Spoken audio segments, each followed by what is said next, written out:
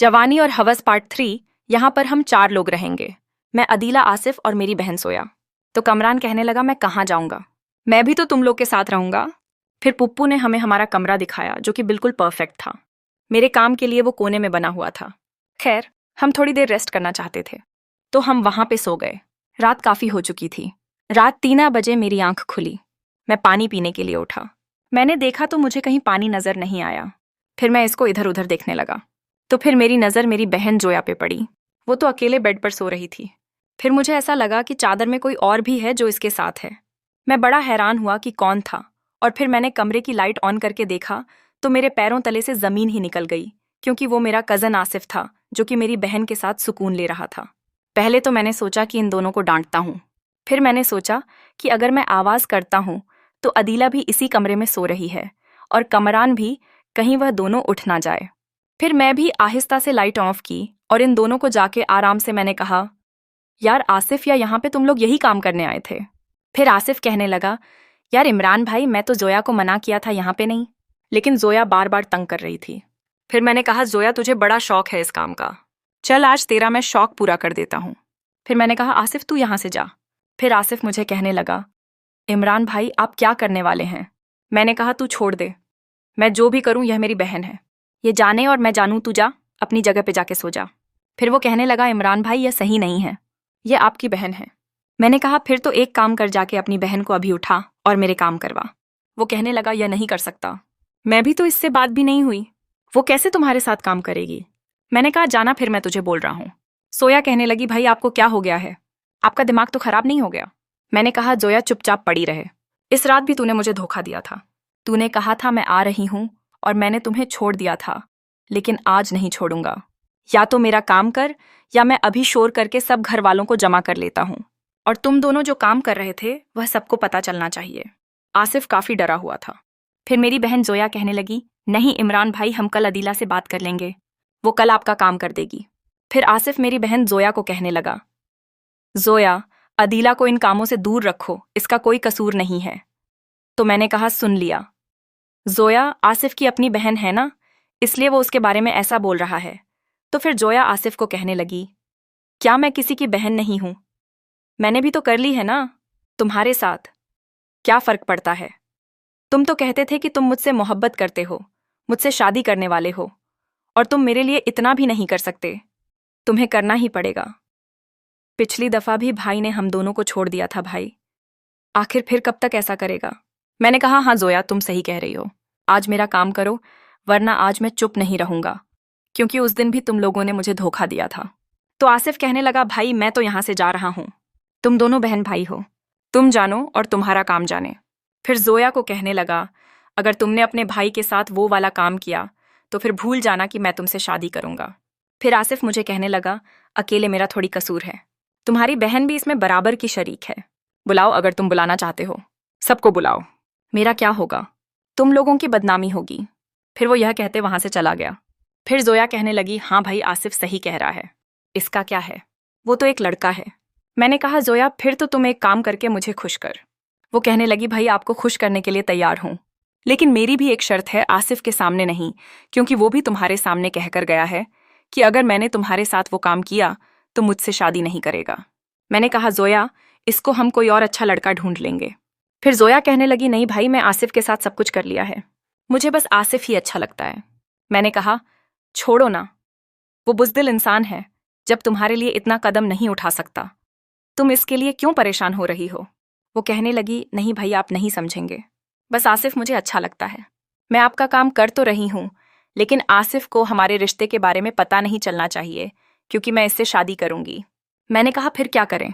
वो कहने लगी, अभी जाओ अपनी जगह पे जाकर सो जाओ, 1-1.5 घंटे बाद जब सब सो जाएंगे मैं खुद आपको आवाज़ दूंगी और आप आ जाना और अपनी ख्वाहिश पूरी कर लेना। मैंने कहा, चलो ठीक है जोया, क्योंकि मुझे तो नींद आने वाली थी, मेरा शेर भी बुरी तरह से जागा हुआ था। फिर मैं अपनी जगह पे आया और ऐसे ही सो गया। अब मैं मोबाइल चला नहीं सकता था, क्योंकि कमरे में काफ़ी अंधेरा था। अगर मैं मोबाइल चलाता तो दूसरे लोग भी उठ जाते। मैं ऐसे ही काफ़ी देर पड़ा और इंतज़ार करता रहा कि कब 1 घंटा गुजरे और मैं चला जाऊं। फिर इसी तरह बड़ी मुश्किल से 1 घंटा गुजरा तो मैंने देखा तो मेरी बहन सो रही थी। मैंने समझा कि शायद वह मेरा इंतज़ार कर रही होगी। मैं जब इसके पास गया इसे उठाने के लिए तो वह बिल्कुल नींद में थी या पता नहीं वो एक्टिंग कर रही थी। मैंने इसे कहा सोया उठ जाओ। मैंने काफ़ी हिलाया लेकिन वो नहीं उठी। मैंने इसे आहिस्ता आहिस्ता काफ़ी उठाता रहा। मुझे तो लग रहा था कि वह एक्टिंग कर रही है। मुझे काफ़ी गुस्सा आ रहा था, लेकिन मैं शोर भी तो नहीं कर सकता था। मैंने 10 मिनट इसे उठाने की काफ़ी कोशिश की, लेकिन वह ना उठी। फिर मैं गुस्से से वापस अपने बिस्तर पर आकर सो गया। मैं सोया तो फिर मेरी आंख लग गई। मेरी आंख सुबह 9 बजे खुली। घर में बहुत शोर शराबा था। बच्चे इधर से उधर भाग रहे थे। तो मेरी फूफो आई थी। तुम आखिर में उठे हो, चलो नाश्ता कर लो। मैंने कहा फूफो बाकी सब लोग कब जाएंगे? वो कहने लगी सब लोग 8 बजे जागेंगे। यहाँ तो सब 8 बजे उठते हैं, बस तुम लेट तक सोते रहे हो। मैंने कहा हाँ, वो असल में ट्रेन की थकान की वजह से रात को भी अच्छी नींद नहीं आई। बार बार मेरी आंख खुलती रही। खैर मैंने हाथ मुंह धोए और फिर जब बाहर आया तो जोया मुझे कहीं नहीं आ रही थी। फिर मैंने अपनी फप्पो से पूछा, मैंने कहा फो ये सब लोग कहाँ चले गए हैं? आज सिर्फ सोया कहीं नजर नहीं आ रही।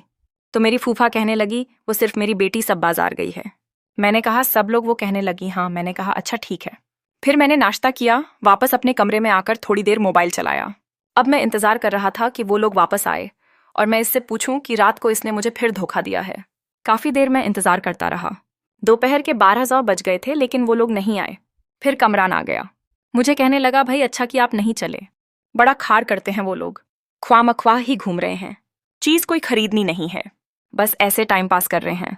मैं तो चल चल के थक गया हूँ, इसलिए मैं घर आ गया हूँ। मैंने कहा अच्छा क्या कमरान? फिर इतने में मेरी फूफो का बड़ा बेटा मेरे पास आकर कहने लगा कैसा लगा आपको गांव? यहाँ तो गांव है ना, आप लोग तो बड़े शहर में रहते हैं। फिर मैंने इससे कहा कि हम तो आज आए हैं और वैसे भी हम भी तो यहीं पर रहते हैं, शहर में तो हम बाद में गए हैं। वो कहने लगा हाँ यार तुम लोगों ने अच्छा किया, एक बड़े शहर में चले गए, वहाँ पे देखो सेटल भी हो गए, तुम लोगों का वहाँ पे अपना घर है, हम यार यहाँ गाँव में रहते हैं। वो मुझसे पूछने लगा वहाँ पे तुम जा।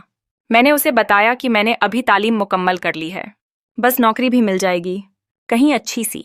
तो फिर वह कहने लगा हाँ यार मैंने भी काफ़ी अरसे तालीम मुकम्मल की हुई है, लेकिन यहाँ पे जॉब ही नहीं लग रही। देखो अगर 1-1.5 महीने यहाँ पे लग गई तो ठीक, फिर मैं भी कराची आ जाऊँगा। मैंने इससे कहा हाँ हाँ भाई ज़रूर, मोस्ट वेलकम। हम यही बातें कर रहे थे। जोया और आसिफ वाले टॉपे पे जोया आती बिस्तर पर लेटने लगी। कहने लगी भाई आज तू बहुत थक गई, भाई इतनी घूमे हैं। फिर मैंने जोया को गुस्से से घूरने लगा। वो मुझसे नज़रें चुरा रही थी। फिर मेरी फूफू दोबारा कमरे में आई और हम लोगों को कहा कि फ्रेश हो जाओ, हाथ धो लो, मैं खाना लेकर आती हूँ। फिर मैंने कहा फू अभी तो हमने नाश्ता किया है। फूफो ने कहा कि दोपहर हो गई है, भाई टाइम तो देखो 2 बज रहे हैं। फिर मैंने जब घड़ी की तरफ देखा तो वाकई 2 बज रहे थे। फिर मैंने कहा जोया की बच्ची तू कहाँ गई थी? 2 बजे तक तू घूमती रही, क्या खरीद के लाई है? मुझे भी तो दिखा। जोया कहने लगी भाई मैंने कुछ नहीं खरीदा, मैं तो अपनी कजिन के साथ गई थी, हम तो ऐसे ही घूमती रही थी। फिर इतने मैं भी जोया के साथ जाके बैठ गई। फिर मैंने जोया को आहिस्ता से कहा, मैंने कहा रात को फिर वही काम किया उसी दिन वाला। जोया कहने लगी नहीं भाई आप नहीं समझोगे, रात को असल में खतरा था क्योंकि आपके सामने तो गया था। इसको भी तो शायद नींद नहीं आई होगी, इसलिए मैंने फिर आपको जवाब नहीं दिया। आज रात पक्का मैं आपका काम जरूर करूंगी, लेकिन आपने बेड पे नहीं बाथरूम में। इसने जब यह बोला मैं फिर खुश हो गया। फिर मैंने कहा जोया तुम्हें अगर पैसे चाहिए तो मुझे बता देती, मैं तुम्हें कुछ पैसे दे देता, तुम भी कुछ ना कुछ खरीद लेती। फिर वो कहने लगी हाँ भाई आप मुझे कुछ पैसे दे दें, अब्बू ने कहा था तुम लोग पेशावर पहुंच जाओ, मैं वैसे भिजवा दूंगा, आज शाम को अब्बू आपको मेरा खर्चा भी भिजवा देंगे। तो मैंने कहा ठीक है जोया, मैं अब्बू से बात करता हूँ। फिर मैंने अब्बू को फ़ोन किया, इसे बताया कि हम खैरी खैरियत से पेशावर पहुंच गए हैं। फिर मेरे अब्बू कहने लगी शाम मैं तुम्हारे अकाउंट में 300 भिजवा दूंगा, तुम तीनों बहन भाइयों का खर्चा है 10,000 बांट लेना, और जब आने लगो तो मुझे बता देना, मैं और पैसे भिजवाऊंगा। फिर मैंने कहा ठीक है अब्बू, और इसी तरह शादी का घर था। बहुत सारे लोग आते जाते रहे और गपशप होती रही। मैं इंतज़ार करता रात का, ताकि मैं अपने दिल की ख्वाहिश पूरी करूं। मैं जोर को ऐसे सुकून पहुंचाऊं कि वह असीब को भूले, आसिफ को भूल जाए। दोस्तों इस कहानी की अगली किस्त देखने के लिए चैनल को